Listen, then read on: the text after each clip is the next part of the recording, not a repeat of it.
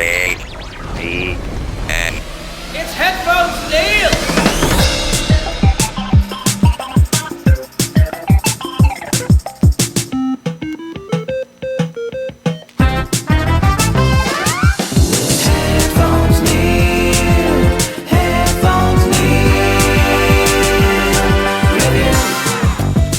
What's up, guys, and welcome back to HeadphonesNeil Reviews. I'm your host, as always, HeadphonesNeil, with a bigger mix of reviews to go through than usual. So, had a few things I had a chance to watch. I'm still working on one particular show, just because I started it a bit later in the week than I intended to. So, that'll probably be a review for next week, or the next episode. But in the meantime, I do have other stuff to review. So to start it off, I did watch episode 3 of season 3 of The Walking Dead, Daryl, Dixon. This feels like it was more of a stepping stone episode between the first couple of episodes and where they want to go into the season. Now that we have some of the major players accounted for, we now have to actually get into the conflict part. If Daryl and Carol are going to stay and leave, are they going to take that young couple with them? What's going to be the fallout of that girl taking the place of the other girl for the sacrifice and all of that stuff? So still an interesting show or season. The episode was okay, but like I said, it was more of a stepping stone episode, so we'll see where they go from here. The highlight of the episode was probably the whole solar panel scene. Carol finds out that the guy has a old movie theater in his home, and it's powered by a solar panel. He's willing to give her everything she wants, so we'll see what comes of that or all of that. But it does look like she was planning on stealing the solar panel, but now she might be changing her mind or trying to keep that on the down low, so he doesn't know exactly what she was planning to do. But it does feel like he was able to figure it out based on where she was standing and loitering and looking around and all of that stuff. Otherwise, I've had a chance to watch the film Big Stan.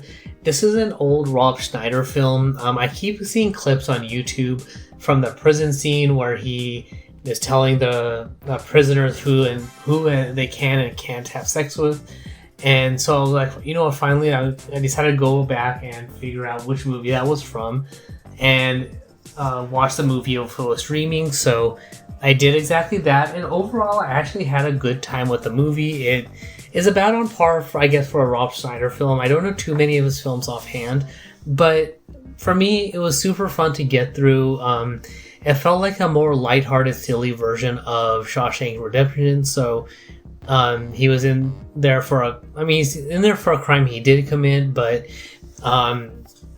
he has to figure out how to survive prison, so he learns the martial arts. He takes command, and he ultimately makes friends with the warden to help him out, but then turns his back on the warden and uses the other prisoners to his advantage. So for me, I would definitely give it a watch. It's just a generally fun film. Is it going to win Oscars and stuff? Probably not, but it's a good bit of entertainment, and I'm glad I finally got around to watching it. Overall, just a simple, fun time and a funny movie to watch. Otherwise, I finally also had a chance to watch Superman, the 2025 version of it. It's now streaming on HBO Max, so decided to watch it, and I want to say that I'd probably give it about a 75%. Generally speaking, it was good. It was very colorful and vibrant. The guy who played Superman and Clark Kent was very good. I liked his acting. The lady who played Lois Lane was also good, or the actress who played her Lois Lane was good. As far as the upsides go, it does feel that they were trying to give it the classic 60s and 70s Superman vibe. So between Lois Lane and Superman having a Christopher Reeve and Margot Kidder vibe in their look, and then you have things like the Hall of Justice in there, so that was fun. So I kind of wish that they had more of that in more of the Hall of Justice, or what the green, and I always forget the green guy's name, but who wasn't actually green and then Hot Girl and Mr. Terrific were doing. So it did feel kind of weird to not have Batman, The Flash, or Wonder Woman around. So I almost wonder if they're gonna set that up and in a future film or something. But that I still did like that. Lex Luthor was okay. But the general vibe of the film was very much Superman Returns meets Superman 4 because they cloned those guys who defeated Superman with a strand of his hair. But then the vibe and like setup of this, like outside of anything else that's going on, was very much that Superman Returns film. So not too bad. So that was probably the downside for me. Another upside definitely was Crypto. I enjoyed all of the scenes he was in with everybody. So especially at like the second half of the film when he's annoying the crap out of Mr. Terrific. So or if anything else, watch it for his scenes. But it does look like if they do make a new DCU out of this, that they're going to take a more classic Superman, Batman, Justice League vibe and feel to it, make it more of a fun time versus the serious take that they had with the most recent round of films. Otherwise, we did get a trailer this week for The Mandalorian and Grogu. It's currently set to release on May 22nd, 2026. And actually, before I forget, with Superman, Jimmy Olsen was also an upside. I was sitting there the whole movie trying to figure out why that actor looked super familiar, and it turns out he is actually the guy or the kid who played young Sean in the Psych TV series. So I'm like, he looks really, really familiar. And I mean, he's grown up, so that he looks similar enough, but was grown up a little bit more taller and all that. But I was like, he looked really, really familiar. So after I watched the film, I went and looked, and that's who he was. So it was good to see him getting a role here. So I kind of hope they do have a new DC cinematic universe. So I guess DCCU, where he continues to play Jimmy Olsen and has further roles in the franchise. But yeah, so otherwise we did get the Mandalorian and Grogu trailer. So coming May 22nd, we get a shot with Sigourney Weaver. We get a super fit Hut in a fighting pit, I guess, which this is more because I'm playing Knights of the Old Republic. It feels like it's like a dueling ring or something, so I'm kind of curious to see if that's what it is. And then we just get general flying shots and attack shots and stuff like that. So they're not really saying too much about the story and plot and what's going to happen, which of course they're not going to do in the trailer. It's more just to announce when the movie is coming. So we'll see in future trailers if we get a better indication of what's going to come. But that trailer is out there now.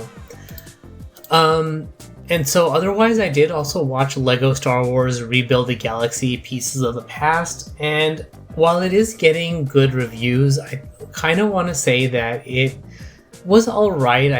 It was fun times and all that. They're kind of building on the Lego Star Wars stuff. But for me, it feels like they should have spent more time and effort on things like the Acolyte Season 2 to give us Darth Sidious's master in the live-action TV show, or spend time on the Knights of the Old Republic series, or the reboot, or the remake of the video game, or anything like that. So this didn't really solve a problem that needed to be solved, because they could have spent the money and time on other properties and expanding out what they've already done. So while I'm not going to say that it was bad, I personally thought it was fine and enjoyable enough. So I probably give it a grade of about a B. So good production, well done. They put a good amount of energy and effort to make it enjoyable, but they could have spent that time on other stuff.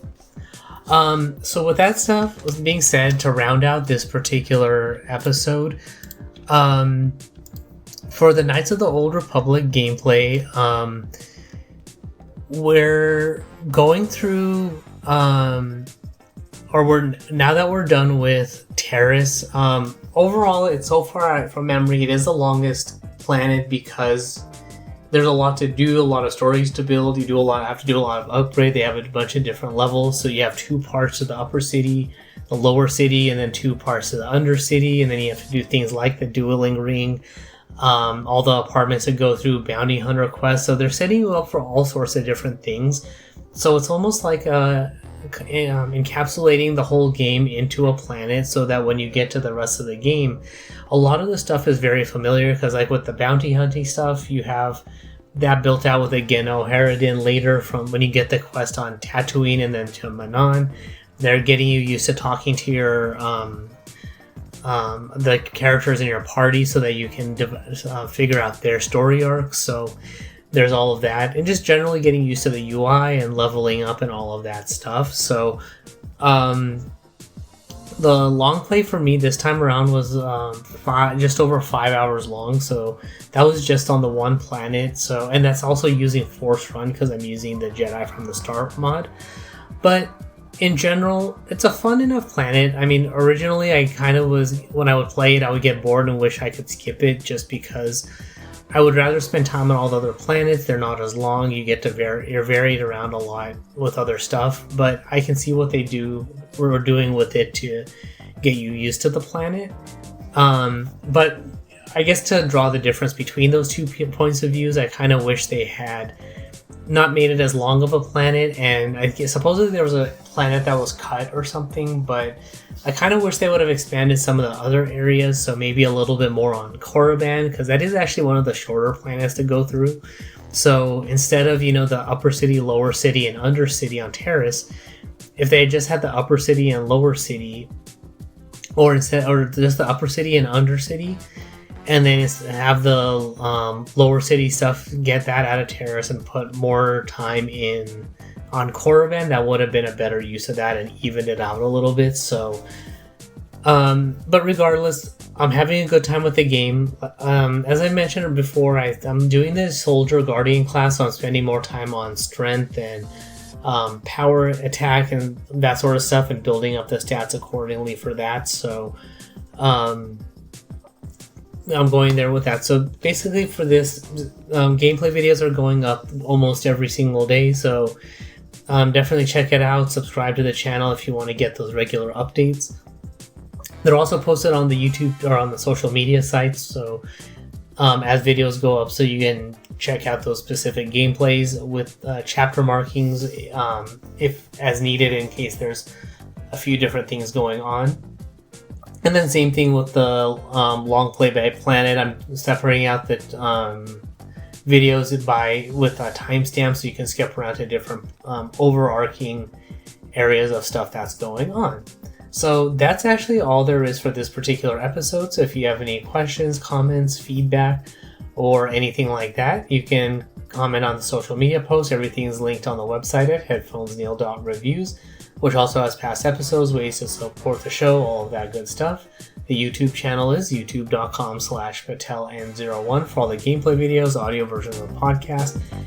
Basically, if you want all the content in one place, then the YouTube channel also has it all there. But that is all for this particular episode. Thanks for tuning in, and until next time.